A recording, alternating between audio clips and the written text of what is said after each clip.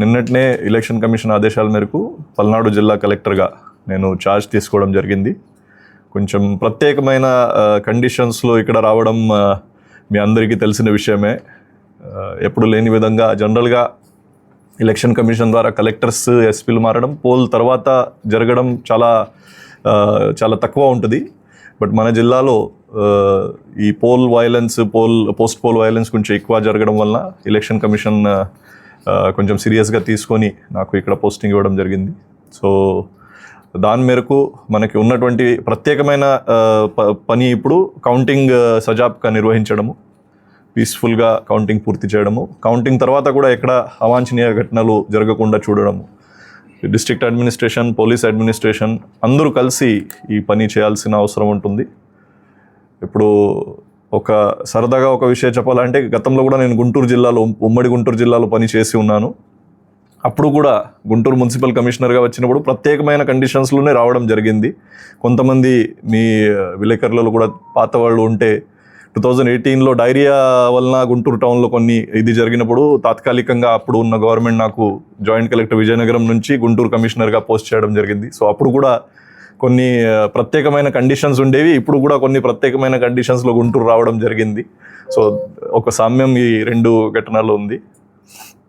ఇప్పుడు నేను ఇంతకుముందు జాయింట్ కలెక్టర్ డిఆర్ఓ దగ్గర నుంచి తీసుకున్న ఇన్ఫర్మేషన్ పరంగా మన జిల్లాలో దాదాపు అన్ని పోలింగ్ స్టేషన్లో చాలా చక్కగా పోలింగ్ జరిగింది. కొన్ని లొకేషన్స్లో సంఘటనలు జరిగాయి, చాలా అన్ఫార్చునేట్ ఇన్సిడెంట్స్.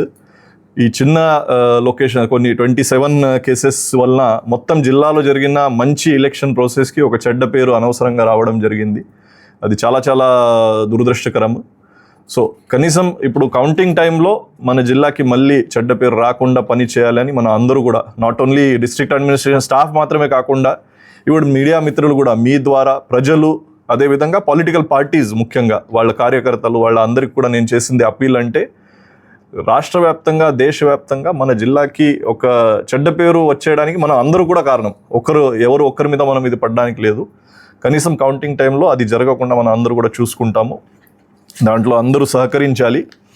దాంట్లో అందరూ కూడా ఈ ప్రజాస్వామ్యంలో ఉన్నటువంటి ఒక పర్వం, దాంట్లో భాగస్వామ్యం అయి కోఆపరేట్ చేయాలని కోరుకుంటున్నాను. ఇప్పటివరకు జరిగిన వైలెన్స్ కేసెస్ ఏదైతే బుక్ అయ్యాయి దానికి కూడా త్వరితగతిన అన్ని ఛార్జ్ షీట్ పుటప్ చేయడం కానీ, పోలీస్ ద్వారా దానికి పర్సివేషన్ చేయడం అది చేసుకుంటాము. రాబోయే రోజులు కూడా మనకి ఇంకా పోలింగ్కి కౌంటింగ్కి 14 days ఉన్నాయి. ఈ 14 days కూడా అన్ని కాన్స్టిట్యున్సీల వారీగా ఎక్కడ ఈ వైలెన్స్ చేసే వ్యక్తులు ఉన్నారు, ఏదైనా రౌడీ షీటర్స్ కానీ ఏదైనా బైండ్ ఓవర్స్ చేసిన కేసెస్, దానికి మళ్ళీ పరిశీలించడం జరుగుతుంది. అడిషనల్ బైండ్ ఓవర్స్ ఏమైనా చేయాలంటే అది కూడా చేయించుకుంటాము.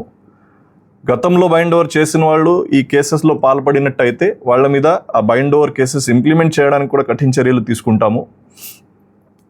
బైండ్ ఓవర్ చేసిన కేసెస్లు ఇప్పుడు కేసు బుక్ అయిన మనుషులు వాళ్ళలో ఏదైనా సామ్యం అయితే మనం కరెక్ట్గా బైండ్ ఓవర్ చేస్తామని కూడా మనకి ఒక అసెస్మెంట్ వచ్చేస్తుంది. దాంట్లో ఏదైనా తేడాలు ఉంటే అది ఎందుకు తేడాలు జరిగాయి, ఆ ముందు నుంచి అసెస్మెంట్ ఏమైనా లోపం జరిగిందా, ఇంకా అడిషనల్ బైండ్ ఓవర్స్ ఏమైనా చేయాలా, బైండింగ్ ఓవర్ కండిషన్స్ ఏమైనా పెంచాలా, అవి అన్నీ కూడా ఇప్పుడు పరిశీలించడం జరుగుతుంది. కౌంటింగ్ అరేంజ్మెంట్స్కి వస్తే మన జిల్లాకి total 7 కాన్స్టిట్యున్సీస్లో 7 parliamentary counting halls, 7 assembly counting halls, total 196 counting tables అవసరం ఉంటాయి. దానికి ఒక 700 దాకా మనకి స్టాఫ్ అవసరం ఉంటుంది. వాళ్ళ ట్రైనింగ్, వాళ్ళ ర్యాండమైజేషన్, ఈ ప్రక్రియ ఎలక్షన్ కమిషన్ గైడ్లైన్స్ పరంగా ఇప్పుడు కొనసాగిస్తాము. దాంట్లో ఎక్కడా కూడా లోపం కానీ ల్యాబ్స్ ఉండడానికి అవకాశం లేదు. ఓకే.